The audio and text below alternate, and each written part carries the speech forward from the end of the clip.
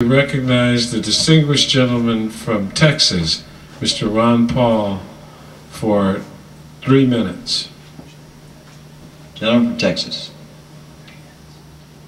I thank the gentleman. I ask unanimous consent to revise and extend my remarks. Mr. Speaker, I rise in opposition to this bill. I was opposed to the Patriot Act in 2001 and do not believe now that it's a good idea to extend it. You know, the Fourth Amendment is rather clear. It says that we should be secure in our papers, our persons, our homes, and our effects. And that if warrants are to be issued, we have to do it with probable cause and describe in particular the places, the people, and the things that we're going to look at. And I think what has happened, though, over the years has been that we have diluted the Fourth Amendment. It was greatly diluted in 2001, but it started a lot earlier than that. When the FISA law was originally written in 1978, that really introduced the notion that the Fourth Amendment was relative and not absolute. And later on, it was further weakened in 98 and then, of course, in 2001.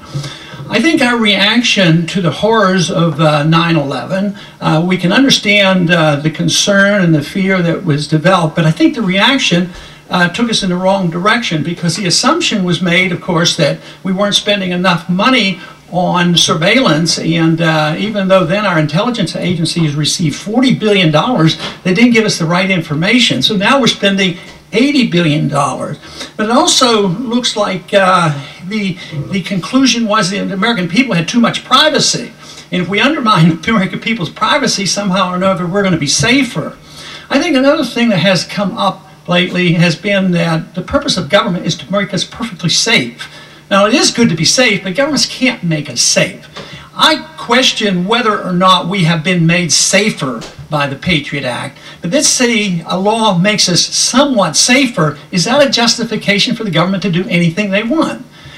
For instance, if you want to be perfectly safe from child abuse and wife beating, the government could put a camera in every one of our houses and our bedrooms, and maybe there would be somebody made safer this way, but what would you be giving up? So perfect safety is not the purpose of government. What we want from government is to enforce the law and to protect our liberties.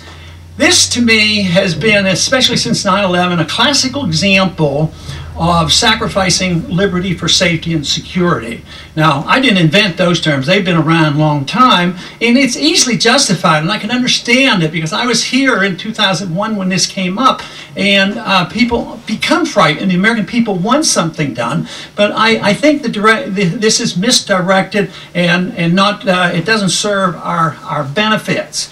So I think at this time we should really question why we're extending this. We're extending the three worst parts. Why were these sunsetted? Because people had concern about them. They weren't sure they were good pieces, and maybe they were overkill, and therefore they were saying we better reassess it. So what have we done? We have already extended it twice, and here we're going to do it again with the intent, I think, in a year to reassess this. But this bill doesn't make things worse. It doesn't make anything better, but it does extend what I consider and others consider bad legislation. I ask for a no vote on this legislation.